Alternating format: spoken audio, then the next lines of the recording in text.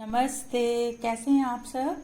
आशा करती हूँ सब खुशहाल होंगे। आज रसोई नगरी में हम बनाएंगे रोट मठरी।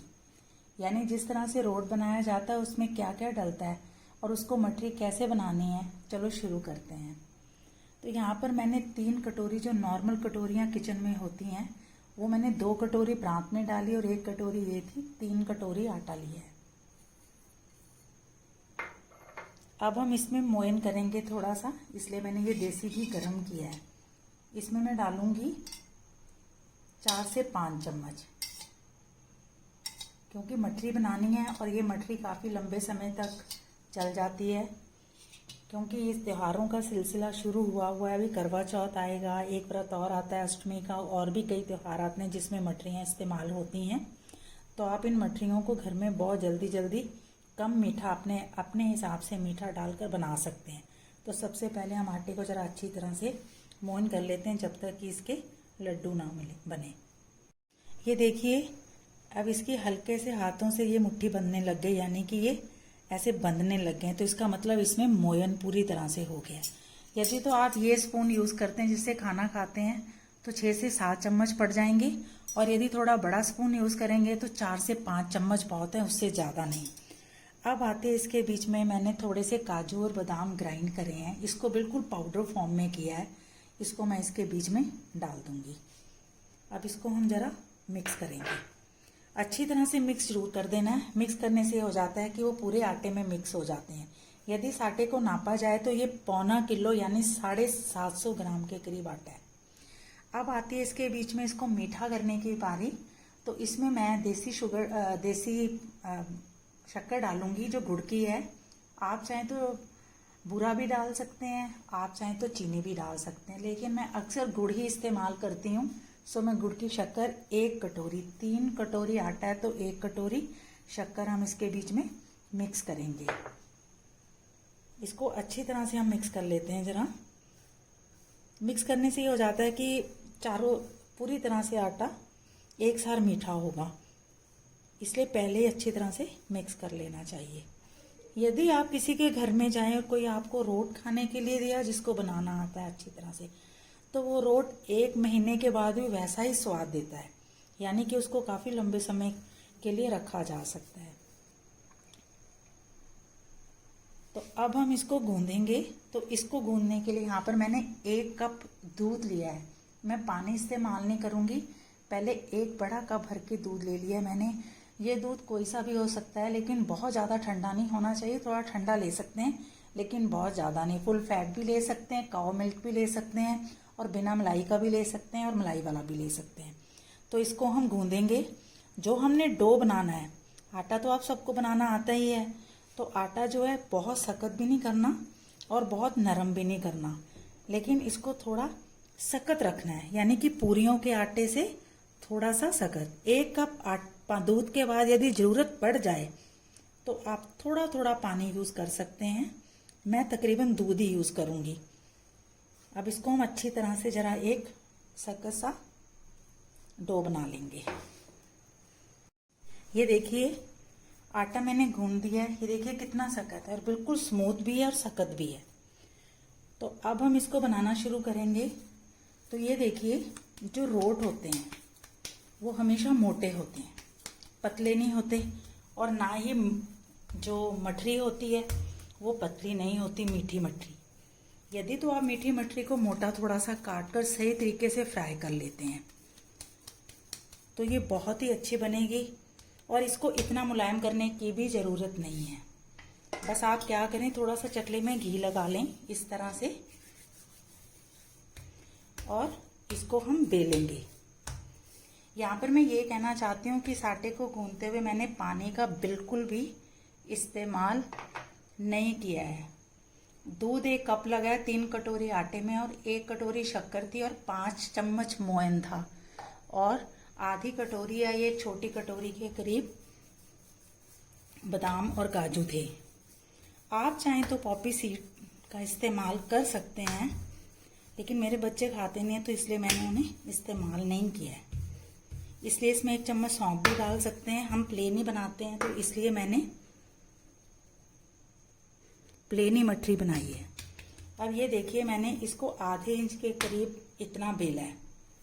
अब मैं क्या करूँगी, एक कटर के साथ इसको काटूंगी। मेरे पास ये कटर है, स्टैंड भी है, जब केक बनाते हुए यूज़ होता है। इस तरह का कोई भी आप स्टैंड या कटर ले लीजिए, उसका साइज़ इतना होना चाहिए। और इस तरह से मैं इस मट्ठी को काट लूँगी।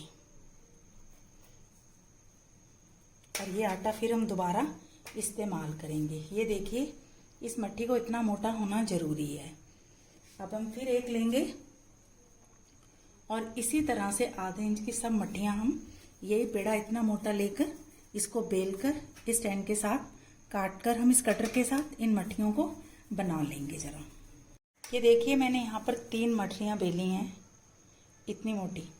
कटर से ज़रा ये हो जाती है कि शेप अच्छी आ जाती है और इसमें जो चीज़ें हैं वो सब अच्छी तरह से सेट रहती हैं। अब आती है इनको तलने की बारी। ये आटे की हैं, इन्हें हम तलकर इजीली रख सकते हैं काफ़ी लंबे समय तक। मैं नहीं चाहती थी कि मैं आपको मैदे की मट्ठियाँ मीठी वैसे तो मैदे की भी बहुत अच्छी बनती हैं, लेकिन मैंने सोचा कि आटे और शक्कर की मट्ठी बनाते हैं जो खाने में बहुत स्वादिष्ट होती है। अब इसको हमने सावधानी पूर्वक यहाँ पर थोड़ा सा जो मीडियम ऑयल, मीडियम से भी कम है अभी, उसके बीच में हम डाल देंगे। इसको डालते हुए आपने सावधानी बरतनी है कि ठंडा तेल भी हो तो थोड़ा सा आप तेज़ कर लें। ये देखिए तेल मीडियम से भी कम गर्म है। इसके बीच में हम इन तीनों मट्ठियों को डाल देंगे। यहाँ पर क्या सावधानी आपने करनी है कि एक तो अभी स्टार्टिंग में जो फ्लेम है उसको थोड़ा सा कम रखना है, यानी मीडियम रखना है। स्लो रखने की ज़रूरत नहीं, यानी कि बिल्कुल स्लो नहीं करना। इसको मीडियम में पकते रहने देना चाहिए। यदि तो आपकी मट्ठियाँ डूब गई हैं तो इन्हें पकने देना। इनको एकदम से पलटाने में जल्दी नहीं करनी है। ये दोनों तरफ से भुन जानी चाहिए, यानी कि ऊपर से पक जानी चाहिए, तब इसको आप पलटाएंगे। तो इसको हम स्लो टू मीडियम से थोड़ी सी कम आंच में गोल्डन ब्राउन होने तक सेकेंगे, यानी कि फ्राई करेंगे। और बाकी की जो बचा हुआ आटा है उसकी भी हम मठरी तैयार करेंगे और फिर मैं आपको दिखाऊंगी कि इसको सेकने के बाद इसका कलर किस तरह का हुआ है। ये देखिए यह बनकर तैयार हो गई हैं। मैंने इनको निकाल लिया था ताकि ये निचुड़ जाएं। एक चीज़ आपने ध्यान में रखनी है कि जब ये मठरियाँ पकती हैं, क्योंकि आटे की और गुड़ की मठरी हैं, ये इतनी सुपर सॉफ्ट होती है कि जब ये पक जाती तब भी ये सॉफ्टी होती है, लेकिन जब ये ठंडी होगी तो हल्की सी खस्ता और सख्त होगी, जो खाने में बहुत ज़्यादा स्वादिष्ट होती है, जिस तरह से बाजार की मठरी होती है। तो ये देखिए ये 2 बन गई हैं, वो साइड में थी वो भी बनी नहीं है। इसे हम यहाँ पर निकाल देते हैं और इसको ठंडा होने देते हैं। और बाकी की जो मठरियाँ हैं उन्हें भी हम एक एक करके थोड़े से टक लगाने हैं आपने, इन्हें भी हम यहाँ पर इस तरह से डाल देते हैं। यहाँ पर आपने एक चीज़ का ख्याल रखना है कि जब मैं इसको पलटा रही थी तो मैंने चिमटे की हेल्प ली। मैं अभी आपको बता देती हूँ कि कैसे चिमटे से इसको पलटाना है। आपने क्या करना है, इस तरह से 2 स्पून लेने हैं और इसको जब पलटाना है तो इस तरह से पलटाना है ताकि आपका हाथ ना जले। ये तो अभी डाली है इसलिए इनको अभी नहीं पलटाना। और यदि इसको आप पलटाने से पहले पकाना चाहते हैं तो इसके ऊपर इस तरह ऑयल डालते रहें।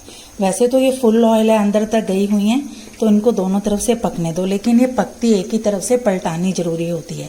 तो मैंने चिमटे और इस पलटने की सहायता से आपको बताया कि इसको किस तरह से पलटाना है।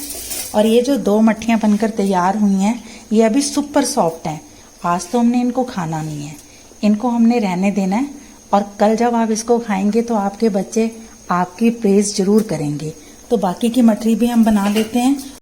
तो ये आपके लिए सुपर सॉफ्ट आटे और गुड़ की रोट मठरी कहते हैं इसको। ये बहुत इजी होती है बनाने में। एक लिमिटेड मीठे के बीच में आप इसको बना सकते हैं। गुड़ से बनी हुई हैं ये। जब बच्चे इसको खाएंगे तो उसका इनको फ़ायदा ही मिलेगा, क्योंकि ये आटे की मठरी है। तो इन त्योहारों में आप इस आटे की रोट मठरी को एंजॉय करें। और मेरे चैनल देखिए ठंडी होती जा रही है तो आहिस्ता आहिस्ता थोड़ी सख्त होती जा रही है, लेकिन जब मैंने इसको निकाला था मैं इसको ऐसे नहीं पकड़ सक रही थी क्योंकि बहुत सुपर सॉफ्ट थी। अभी भी ये देखिए नीचे पक रही हैं, तो इनको स्लो में पका रही हूँ, बीच में मैं इसको तेज़ करके फिर पलटाऊंगी। तो लीजिए आप एंजॉय करिए इस मठरी को। Thanks for watching. Kindly subscribe my channel to get the new recipes. Kindly मेरे चैनल को कोऑपरेट करें ताकि मैं आपके लिए और बहुत सारी डिशेस ला सकूं अभी तो ये फेस्टिवल मठियाँ, आगे मैं मिठाइयाँ भी और लाऊंगी डिफरेंट टाइप की। So thanks again to watch. फिर मिलती हूँ एक नई रेसिपी के साथ, तब तक आप इस रोट मठरी को एंजॉय करें।